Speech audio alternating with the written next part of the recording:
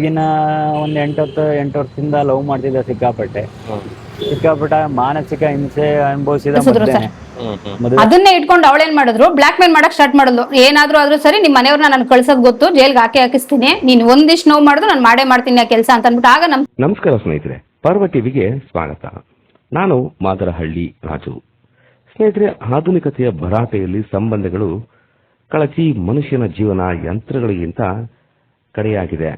ಅವಿಭಕ್ತ ಕುಟುಂಬಗಳ ವಿಭಜನೆ ಆರಂಭವಾದ ಬಳಿಕವಂತೂ ಮಕ್ಕಳಿಗೆ ಅಜ್ಜ ಅಜ್ಜಿಯ ಲಾಲಿತ್ಯ, ದೊಡ್ಡಪ್ಪ ಚಿಕ್ಕಮ್ಮನ ಸಾಂಗತ್ಯ, ಅತ್ತೆ ಮಾವನ ಬಾಂಧವ್ಯ ಸಂಪೂರ್ಣ ಮಾಯವಾಗಿದೆ.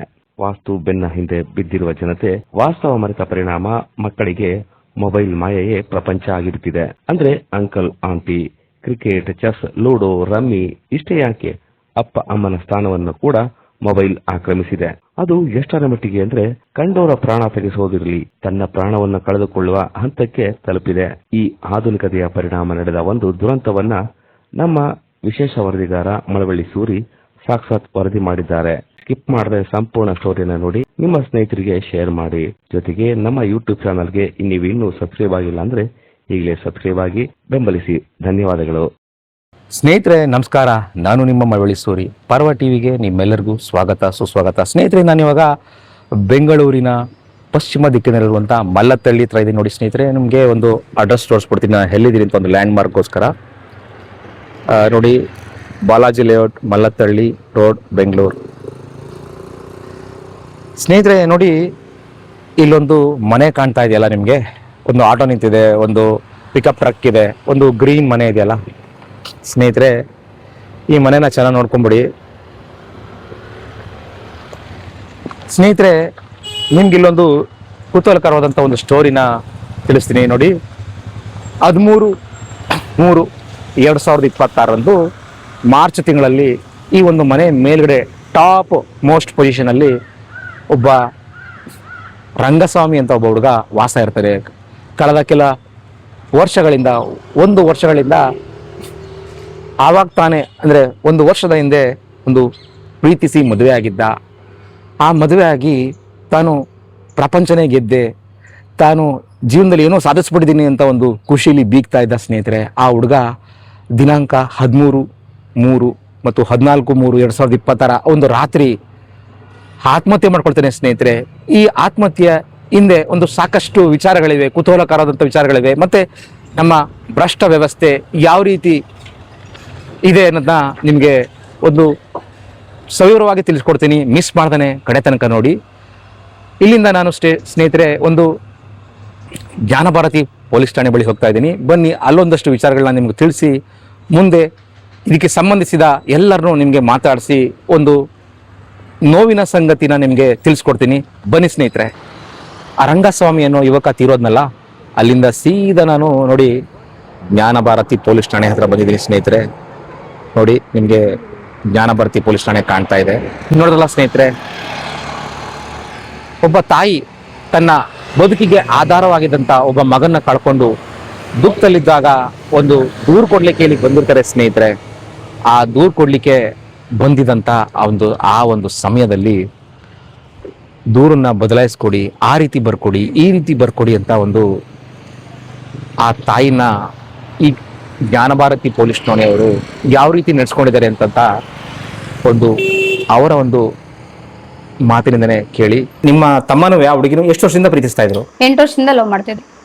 ನಿಮಗೆ ವಿಚಾರ ಗೊತ್ತಿತ್ತಾ? ಗೊತ್ತಿತ್ತು, ಅವ್ರ ಮನೆಯವ್ರಿಗೂ ಗೊತ್ತಿತ್ತು, ನಮಗೂ ಗೊತ್ತಿತ್ತು. ಮದುವೆ ಆಗಿ ಎಷ್ಟು ವರ್ಷ ಆಯ್ತು?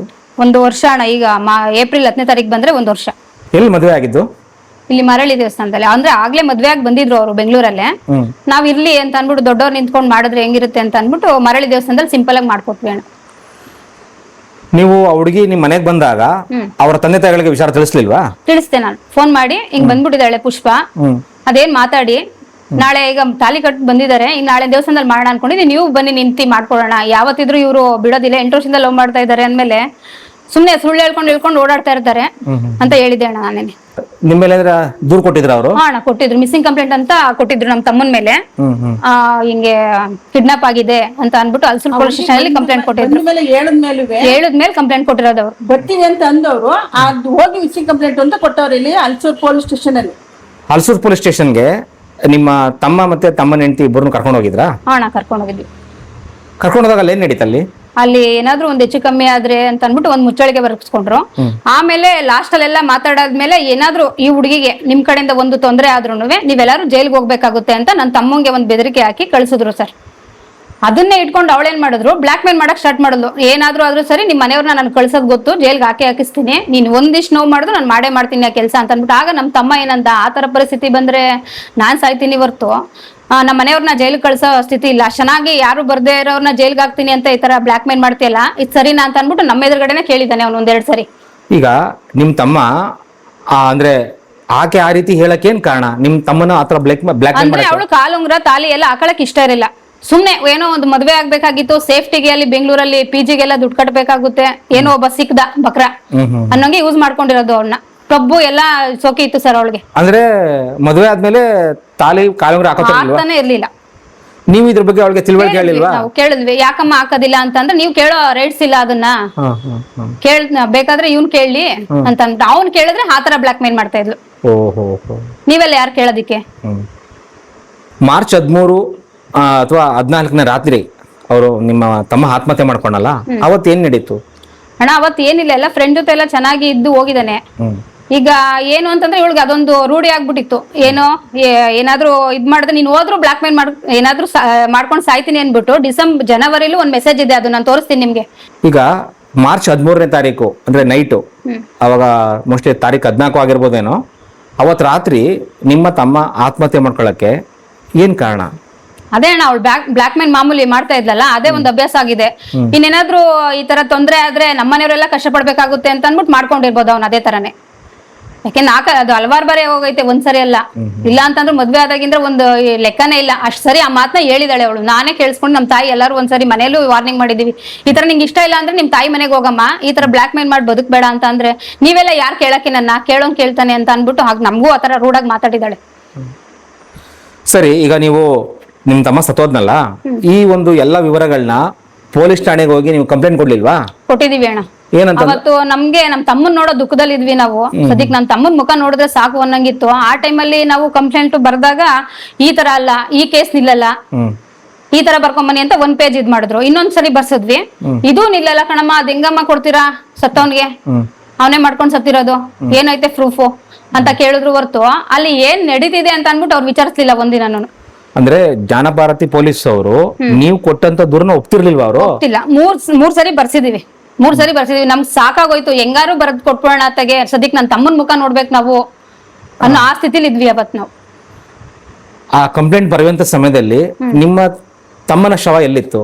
ವಿಕ್ಟೋರಿಯಾ ಆಸ್ಪತ್ರೆಲಿ ಇತ್ತು. ನೀವು ಇತ್ತ ಕಡೆ ಇಲ್ಲಿ ದೂರು ಕೊಡಬೇಕು, ನಿಮ್ಮ ತಮ್ಮನ ಶವನ ನೋಡ್ಬೇಕು. ನಮ್ ತಮ್ಮ ನೋಡೋದೇ ಮೇನ್ ಇಂಪಾರ್ಟೆಂಟ್ ಆಗಿತ್ತು. ಅದ್ರಿಂದ ನಾವು ಈ ತರ ಬರದ್ರೆ ಆ ತರ ಲಾಸ್ಟ್ ನಮ್ಗೆ ಬರೆಯೋದೇ ಬೇಡ ಅಂತ ಅನ್ನೋಂಗೆ ಜಿಗುಪ್ಸೆ ಬರ್ಸ್ಬಿಟ್ಟಿದ್ದಾರೆ ಅಣ್ಣ. ಸರಿ ಆಯ್ತು, ಶವ ಸಂಸ್ಕಾರ ಮಾಡಾದ್ಮೇಲೆ ಹೋಗಿ ನೀವು ಹಿರಿಯ ಅಧಿಕಾರಿಗಳು ನೋಡಿ ಯಾಕೆ ದೂರು ಕೊಡ್ಲಿಲ್ಲ? ಈ ತರ ಆಗಿದೆ, ನಾವು ಕೊಟ್ಟು ದೂರನ್ನ ಈ ರೀತಿ ಇವರು ರಿಜೆಕ್ಟ್ ಮಾಡ್ತಾ ಇದಾರೆ ಅಂತ ನೀವು? ಅಲ್ಲಿ ಏನು ಇಲ್ಲ ಕಣಮ್ಮ, ಅವನೇ ಮಾಡ್ಕೊಂಡ್ಮೇಲೆ ಅಲ್ಲಿ ಏನಿದೆ ನಿಮ್ಗೆ? ಅಂದ್ರೆ ಪೊಲೀಸರೇ ಜಡ್ಜ್ ಆಗ್ಬಿಟ್ಟಿದ್ದಾರೆ. ಅವನೇ ಮಾಡ್ಕೊಂಡ್ ಸತ್ತವನೆ, ನೀವೇನ್ ಪ್ರೂಫ್ ತಗೊಬಂದ್ ತೋರಿಸ್ತೀರಾ? ಅಂದ್ರೆ ವಿಚಾರಣೆ ಮಾಡದೇನೆ ಪೊಲೀಸರು ಜಡ್ಜ್ಮೆಂಟ್ ಕೊಟ್ಟಿದ್ದಾರೆ. ಅವನೇ ಬಾಕ್ಲ್ ಹಾಕೊಂಡ್ ಸತ್ತವನೆ ಅಂದ್ಮೇಲೆ ಅವಳ ಮೇಲೆ ಏನಂತ ನೀವು ದೂರ್ ಕೊಡ್ತೀರಾ? ತಗೊಂಡ್ ಬನ್ನಿ. ಅಂದ್ರೆ ಪೊಲೀಸರು ಅವಳ ಪರ ವಕಾಲತ್ ಆಗ್ತಿದ್ರ? ಹೌದು, ಅದನ್ನ ಹೇಳಿದ್ರು. ಈಗ ಫೋನಲ್ಲಿ ಒಂದಿನ ಮಾತಾಡಿದ ತಕ್ಷಣ ಎಲ್ಲಾರ್ಗು ಸಂಬಂಧ ಕಟ್ಬಿಡಕಾಗುತ್ತಾ ಅಂತ ಅನ್ಬಿಟ್ಟು ನನ್ ತಂಗಿ ನಿಂತಿದ್ದವಳನ್ನ ಕೇಳಿದ್ರು, ನೀನ್ ಮಾತಾಡಿದ್ವಮ್ಮ ಎಲ್ಲಾರ ಜೊತೆ ಅಂತ ಅನ್ಬಿಟ್ಟು ಅದನ್ನ ಕ್ವಶನ್ ಮಾಡ್ತಾ ಇದಾರೆ ಹೊರ್ತು ಅಲ್ಲಿ ಏನಾಯ್ತು? ಅವನು ಕುಡ್ಕೊಂಡ್ ಬಂದ್ ಮಾಡ್ಕೊಂಡ ಅಂತ ಒಂದ್ಸರಿ ಹೇಳಿದ್ರು, ಕುಡ್ದಿಲ್ಲ ಅಂತ ಇದ್ರಲ್ಲಿ ಬಂತು ಸರ್, ಕುಡ್ದಿಲ್ಲ ಅವನು ಅನ್ನೋದು. ಈಗ ಅದಕ್ಕೆ ಯಾರ್ ಕಾರಣ?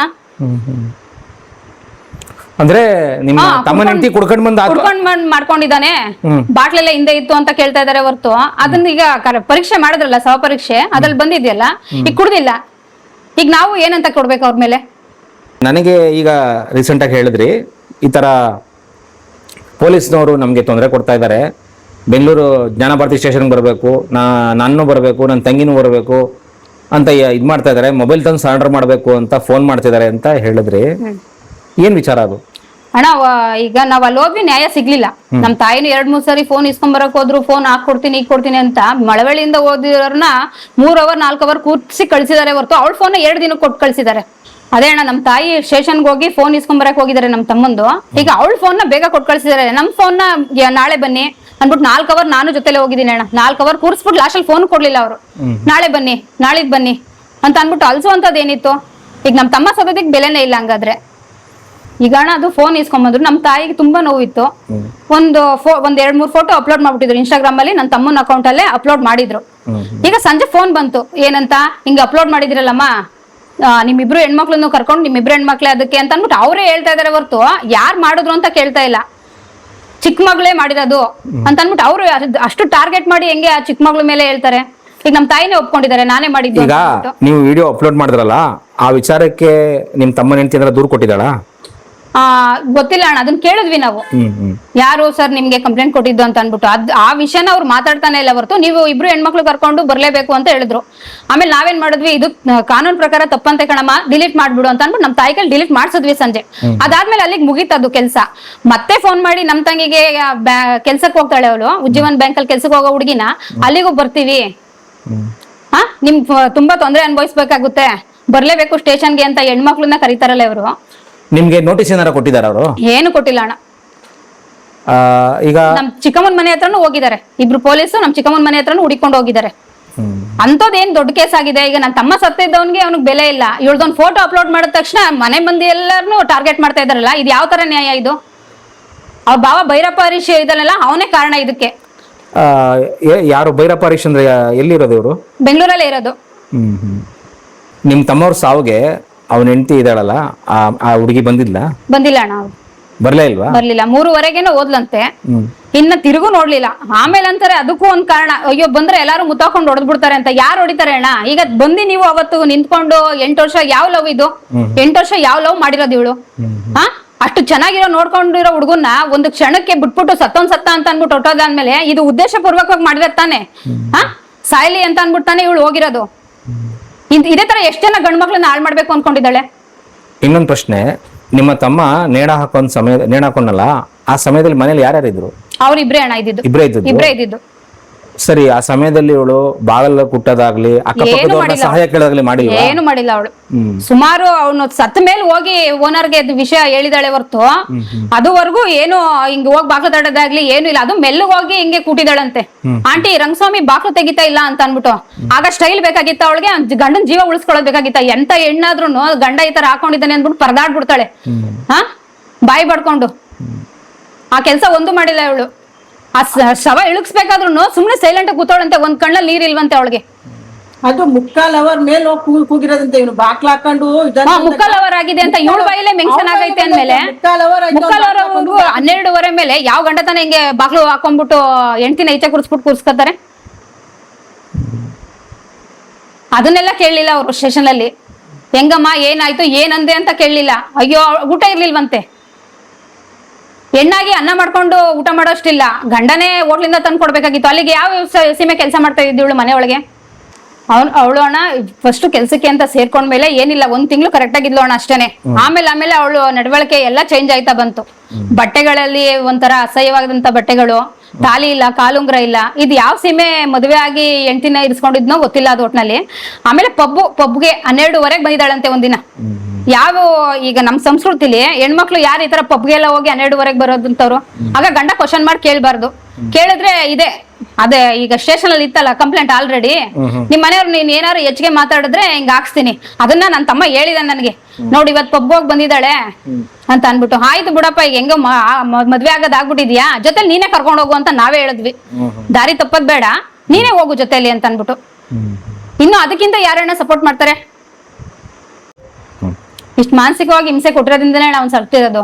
ಇನ್ ಯಾವ್ದೇ ತರ ಪ್ರಾಬ್ಲಮ್ ಇರ್ಲಿಲ್ಲ. ಅಷ್ಟ್ ನಗ್ನಗ್ತಾ ಹೋದವನು ನೈಟ್ ಇನ್ 1 hour ಅಲ್ಲಿ ಈ ತರ ಮಾಡ್ಕೊಂಡಿದ್ದಾನೆ ಅಂದ್ರೆ ಇವಳ ಹತ್ರ ಬ್ಲಾಕ್ ಮೇಲ್ ಮಾಡಿರ್ತಾಳೆ ಪಕ್ಕ. ಯಾವಾಗ್ಲೂ ಮಾತ್ ಎತ್ತಿದ್ರೆ ಏನಾರು ಯಾರು ಏನೇ ಮಾತಾಡಿದ್ರು ಅದೊಂದೇ ಮಾತು. ಆಲ್ರೆಡಿ ಕಂಪ್ಲೇಂಟ್ ಕೊಟ್ಟಿದ್ದೆ, ನಾನ್ ಒಂದ್ ಸ್ವಲ್ಪ ಮಾಡ್ಕೊಂಡ್ರೆ ಸಾಕು, ನಿಮ್ ಮನೆಯವರೆಲ್ಲ ಜೈಲು, ಒಂಥರ ಏನೋ ಒಂಥರ ವ್ಯಂಗ್ಯವಾಗಿ ಮಾತು. ಕೊನೆದಾಗ ಒಂದು ಕ್ವಶನ್ ಕೇಳ್ತೀನಿ. ನಿಮ್ಮ ತಮ್ಮ ಈಗ ಅವನು ಸಾಯ್ದೇನೆ ನಿಮ್ಮೆಲ್ಲರಿಗೂ ಸಹಕಾರ ತಗೋಬೋದಿತ್ತು, ನಿಮ್ಗೆಲ್ಲ ಈ ತರ ಆಗಿದೆ, ಅವಳಿಂದ ನಾನು ದೂರ ಆಗ್ತೀನಿ ಅಥವಾ ಡೈವರ್ಸ್ ತಗೊಬಿಡ್ತೀನಿ ಅಂತ ನಾವು ಒಂದು ಪ್ರಯತ್ನ ಪಡ್ಬೋದಿತ್ತು. ಈ ಏನಕ್ಕೆ ಆತರ ಇವನು ಆತ್ಮಹತ್ಯೆ ಮಾಡ್ಕೊಂಡ? ಅಣ್ಣ ಅವಳು ಬಟ್ಟೆ ಡ್ರೆಸ್ಸಿಂಗ್ ಸೆನ್ಸ್ ಅಲ್ಲೂ ಅಷ್ಟೇನೆ ತುಂಡ್ ಬಟ್ಟೆಗಳು, ಮೈ ಕಾಣೋ ಬಟ್ಟೆಗಳು, ಒಂದು ದಿನ ಅಚ್ಚುಕಟ್ಟಾಗಿ ಒಂದು ಚೂಡಿದಾರ ಅಂತ ಹಾಕ್ದೋಳಲ್ಲ, ಯಾವಾಗ್ಲೂ ಅಷ್ಟೇನೆ ಅಷ್ಟು ಅಸಹ್ಯವಾದ ಬಟ್ಟೆಗಳನ್ನೇ ಹಾಕೋತಿದ್ದು. ಅವ್ನಿಗೊಂಥರ ಹೇಳಕ್ಕೂ ಆಗದೆ, ನಮ್ಮ ಹತ್ರ ಬಿಡೋಕ್ಕೂ ಆಗದೆ, ಅದೇ ತರನೇ ಅಣ್ಣ ತುಂಬಾ ಮಾನಸಿಕವಾಗಿ ನೊಂದ್ಬಿಟ್ಟವನೇ ಅಣ್ಣ. ಅವನು ಮಾನಸಿಕವಾಗಿ ನೋವಾಗಿ ಆತರ ಆತ್ಮಹತ್ಯೆ ಮಾಡ್ಕೊಂಡಿರೋದು. ನಾನಿದ್ರೆ ತಾನೇ ನಮ್ಮ ಫ್ಯಾಮಿಲಿಗೂ ಈ ತರ ಯಾವಾಗ್ಲೂ ಹಿಂಗೆ ಎದುರಿಸೋದು. ನಾನೇ ಇಲ್ಲ ಅಂದ್ಮೇಲೆ ಇನ್ನೇನ್ ಮಾಡಕ್ಕಾಗುತ್ತೆ ಅಂತ ಅನ್ಬಿಟ್ಟೆ ಮಾಡ್ಕೊಂಡಿರೋದು ಅಣ್ಣ ಅವ್ನು. ಸರ್ ನಮಸ್ಕಾರ ಸರ್. ನಮಸ್ಕಾರ. ನಿಮ್ಮ ಹೆಸರು? ಕಾರ್ತಿಕ್ ಅಂತ. ರಂಗಸ್ವಾಮಿ ಅವ್ರು ಏನಾಗಬೇಕು ಸರ್ ನಿಮ್ಗೆ? ನಮ್ಮ ಮಾವನ ಮಗ ಆಗ್ಬೇಕು. ಹೇಳಿ ಸರ್, ರಂಗಸ್ವಾಮಿ ಅವರು ಆತ್ಮಹತ್ಯೆ ಮಾಡ್ಕೊಳ್ಳಿಕ್ಕೆ ಏನ್ ಕಾರಣ ಸರ್? ಹುಡುಗಿನ ಒಂದು 8 ವರ್ಷದಿಂದ ಲವ್ ಮಾಡ್ತಿದ್ದ ಸಿಕ್ಕಾಪಟ್ಟೆ ಮಾನಸಿಕ ಹಿಂಸೆ ಅನುಭವಿಸಿದ ಮೊದ್ಲೇನೆ, ಮದುವೆ ಹಾಕು ಮೊದ್ಲೇ. ಮದುವೆ ಆದ್ಮೇಲೆ ಇನ್ನು ಯಾವ ತರ ಅನುಭವಿಸಿದಾನೆ ಬೆಂಗಳೂರಲ್ಲಿ ನೋವು, ಮಾನಸಿಕ ಹಿಂಸೆ, ಅದರಿಂದ ಮಾಡ್ಕೊಂಡು ಆತ್ಮಹತ್ಯೆ ಮಾಡ್ಕೊ. ಓಕೆ ಸರ್, ಧನ್ಯವಾದ. ನಮ್ಮ ಯೂಟ್ಯೂಬ್ ಚಾನೆಲ್ನ ಸಬ್ಸ್ಕ್ರೈಬ್ ಆಗಿ, ಲೈಕ್ ಮಾಡಿ, ಪಕ್ಕದಲ್ಲಿ ಕಾಣಿಸೋ ಬೆಲ್ ಐಕನ್ನ ಕ್ಲಿಕ್ ಮಾಡಿ.